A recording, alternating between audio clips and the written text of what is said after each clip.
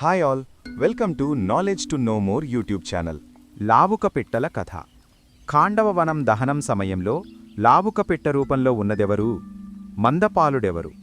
ఆయనకు స్వర్గలోక ప్రవేశం ఎందుకు దొరకలేదు? ఖాండవ వనం దహనం సమయంలో బ్రతికి బయటపడిన వారెవరు? ఖాండవ వనాన్ని పూచిక పుల్ల కూడా వదలకుండా దహించివేసిన అగ్నిదేవుడు లావుక పిట్టలున్న చెట్టుని మాత్రం ఎందుకు ముట్టలేదు? ఇలాంటి మరెన్నో విషయాల్ని తెలుసుకోవాలి అంటే మీరు ఈ వీడియోని స్కిప్ చేయకుండా చూడండి. ఇలాంటి విషయాలు తెలుసుకునే ముందు వీక్షకులకు ఒక మనవి. మీలో చాలామంది ఇలాంటి వీడియోస్ని జస్ట్ చూసి వెళ్ళిపోతున్నారు. ఇలాంటి ఆసక్తికర అంశాల్ని తెలుసుకోవాలి అంటే మా ఛానల్ని సబ్స్క్రైబ్ చేసుకోండి. కంటెంట్ నచ్చినట్లయితే లైక్ చేయండి. మీరు లైక్ చేయడం వల్ల ఈ వీడియో 10 మందికి చేరుతుంది. ఇలాంటి కంటెంట్ మీద మీ అభిప్రాయాన్ని కామెంట్ల రూపంలో తెలియచేయండి. ఇక కథలోకి వెళదాం. దేవేంద్రుణ్ణి ఎదిరించి కృష్ణార్జునులు ఖాండవవనం దహించివేస్తారు. ఖాండవవనంలో నివసిస్తున్న సమస్తం కాలి బూడిదయింది. కొద్దిమంది తప్ప. వారు అశ్వసేనుడు, మయుడు, 4 లావుక పిట్టలు, వీరు మాత్రమే బ్రతికి బయటపడ్డారు. ఖాండవవనంలో అగ్నిని ఎదిరించి బ్రతికిన లావుక పిట్టల కథేమిటో చూద్దాం. పూర్వం మందపాలుడనే మహాముని ఉండేవాడు. ఆయన మహాతపస్సంపన్నుడు. బ్రహ్మచర్యంతో ఎన్నో సంవత్సరాలు తపస్సు చేసి అలాగే తన శరీరం విడిచిపెట్టాడు. కాని స్వర్గలోకం ప్రవేశం లభించలేదు. కారణం సంతానం లేకపోవడం. సంతానవంతుడివై తిరిగిరా అని పలికినారు దేవతలు. జరిగిన దానికి చింతించిన మందపాలుడు స్వల్పకాలంలోనే సంతాన ప్రాప్తికి ఉపాయం ఆలోచించి కామరూపి అయిన అతడు లావుక పిట్ట రూపం ధరించాడు. జరిత అనే మరొక ఆడ లావుక పిట్టను జత చేసుకున్నాడు. కొద్ది రోజుల్లోనే వారికి బ్రహ్మజ్ఞాన సంపన్నులైన 4 కుమారులు కలిగారు.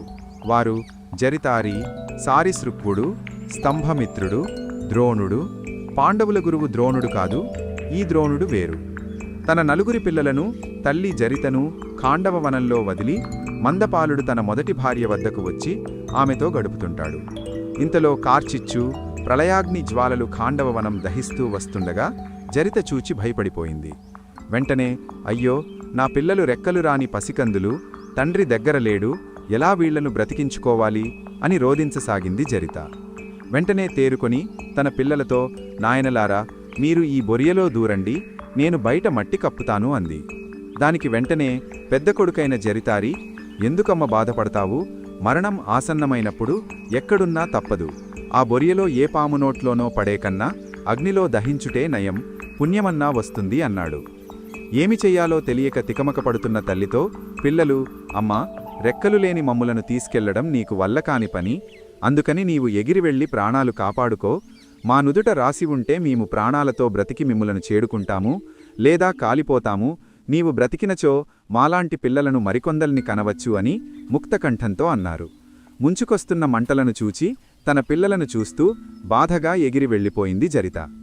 ఇంతలో మందపాలుడు తన యోగదృష్టితో అగ్ని ఖాండవవనం దహించటం చూశాడు.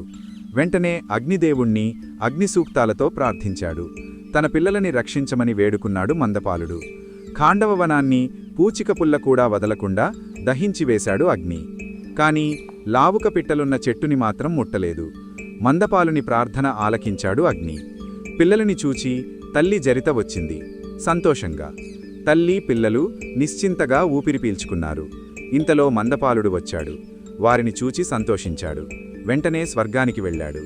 మహా ఔషధాల ప్రభావం వల్ల అజీర్ణ వ్యాధి తగ్గి ఆరోగ్యం కుదుటపడింది అగ్నిదేవునికి.